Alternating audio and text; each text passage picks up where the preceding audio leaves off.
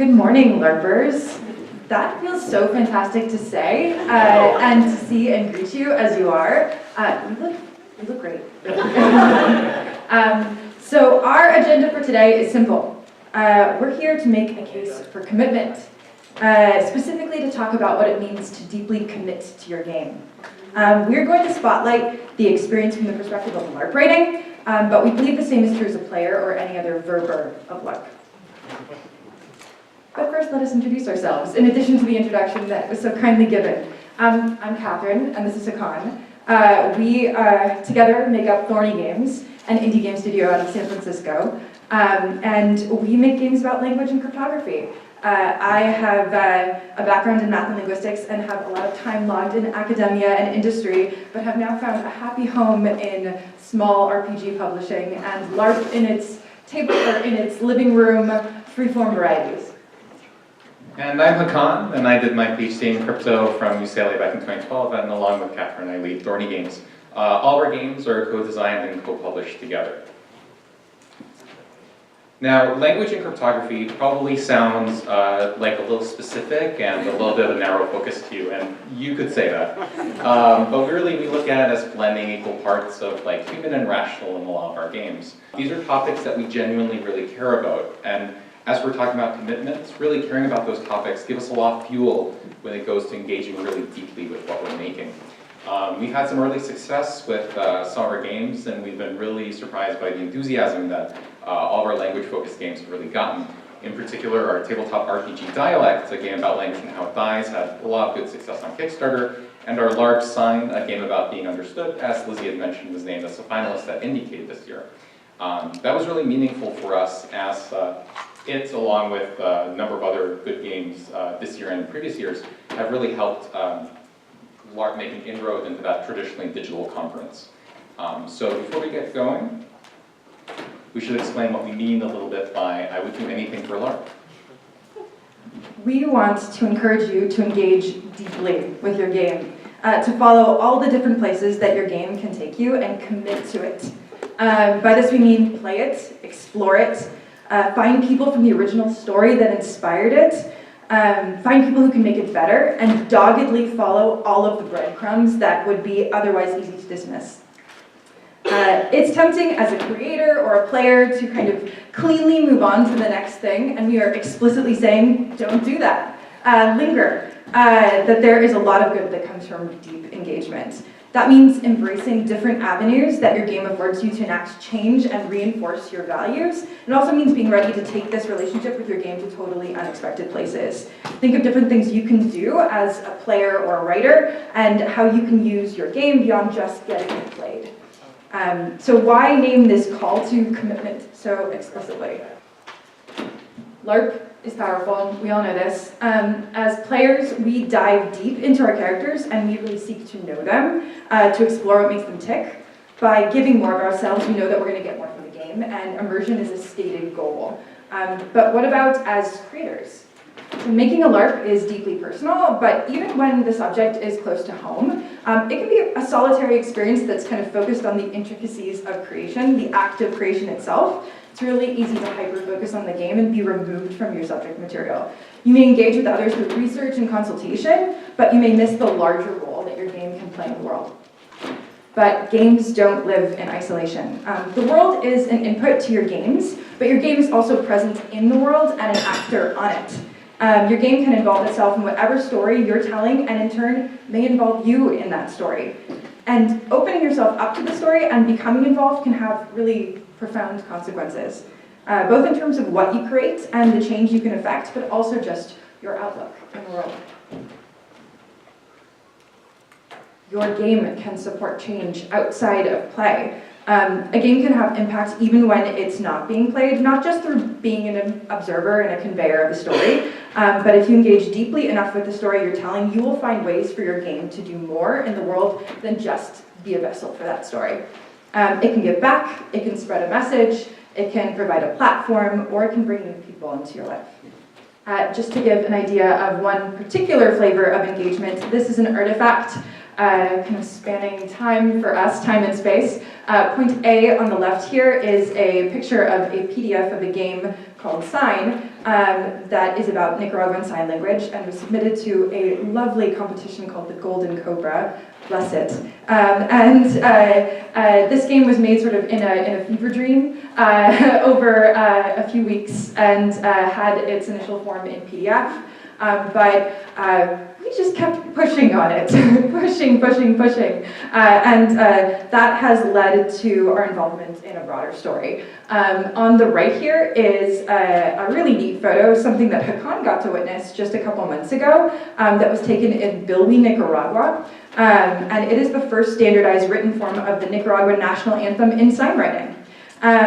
These are two very different landmarks in an evolving journey that we are taking, and we'll get to talk about this particular story right now. So, what exactly happened here? What did we do, and how did our relationship with sign change as time went on?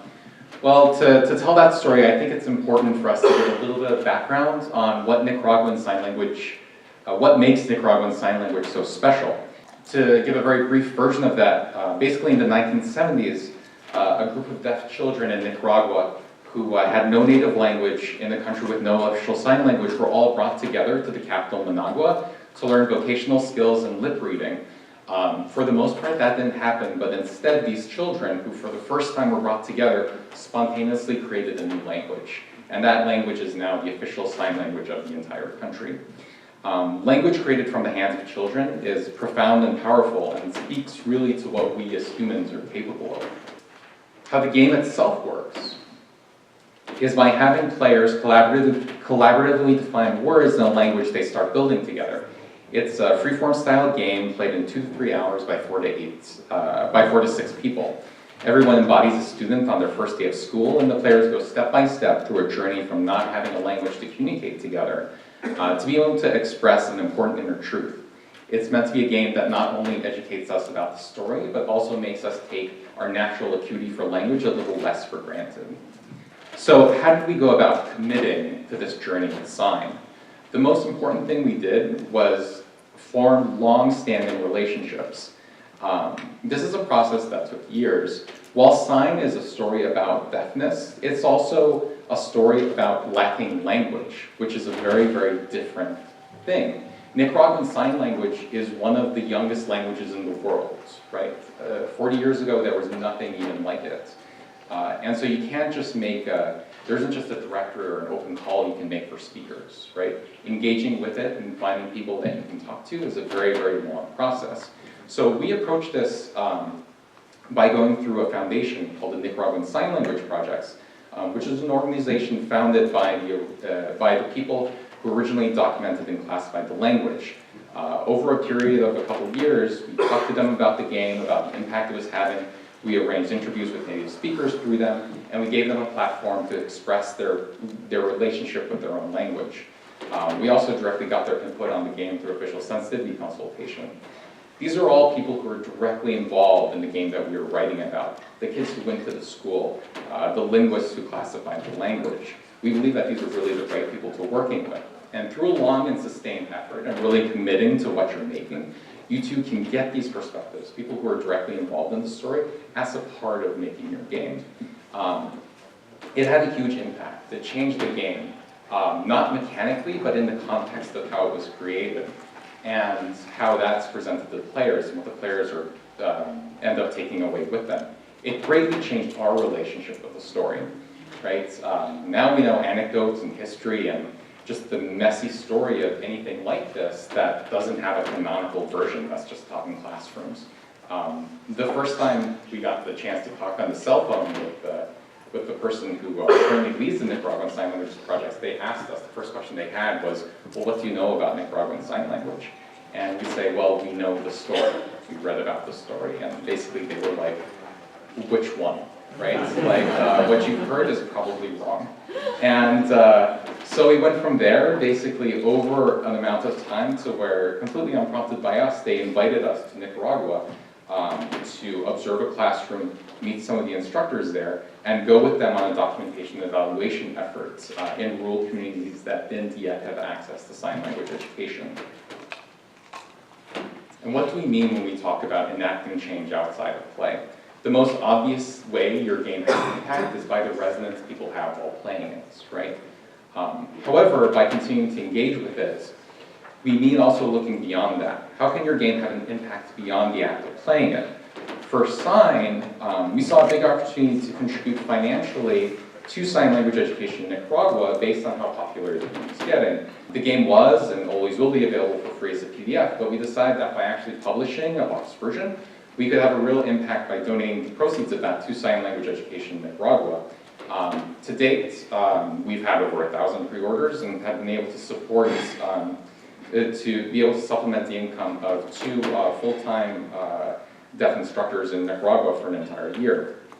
And that's before the game's even out, so we're happy about that. So always think about how your game as an object that exists in the world can still enact change outside of having people play it and have an experience. And finally, by committing to your game, you as a person will change over time, right? Your reach will grow, your platform will change, and you'll become a better game maker. As those changes happen to you, you'll keep getting new opportunities for what you were trying to achieve in the first place. As our company grows, we continue to get new chances and new audiences to share these interviews, blogs, and other details about Nicaraguan Sign Language with. So by staying engaged over the long term, you can really keep using these new tools you have to get more impact. So we consider what we really did to have had some real good come out of it. These are humble contributions, like small contributions in the grand scheme, but we think that they made some small amount of difference. Our trip to Nicaragua really helped us give new perspective and lots of new context for the story that we were trying to tell. By continuing to engage with Sign over the long term, the journey took us to places that we never would have anticipated when we first submitted that PDF to the Golden Cobra some 3 years ago by now. We've contributed deeply to the lives of educators in the country and helped document the state of sign language education in rural communities. And I've learned way more about Nicaraguan Sign Language than is available online or in any printed book. And by continuing to engage with your games, you can end up going to some really surprising places. And the footage that we have here is a student telling the story of Apollo and Daphne in Nicaraguan Sign Language, which was a really interesting thing to observe. The reason why they were learning this story, because part of this trip was actually developing this canonical version of the national anthem, which features the word Lord in it. And for kids to really understand what that word meant, they had to learn this mythological story to be able to get all the context behind it. Just really interesting things that I learned. And with that, some tips for the journey of commitment and seeing where it takes you. Tip number 1, don't assume you must be a LARPer to appreciate Larp. It's easy to believe that to find someone who can really deeply appreciate and understand what you're doing, that they have to already be working in or aware of the medium that you're working in. We don't think that that's generally true.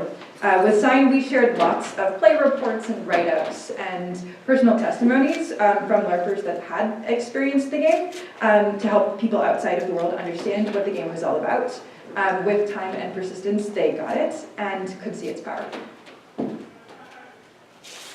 Tip number 2, don't assume everyone sees the value in games the same way you do. Basically the counter to what I just said.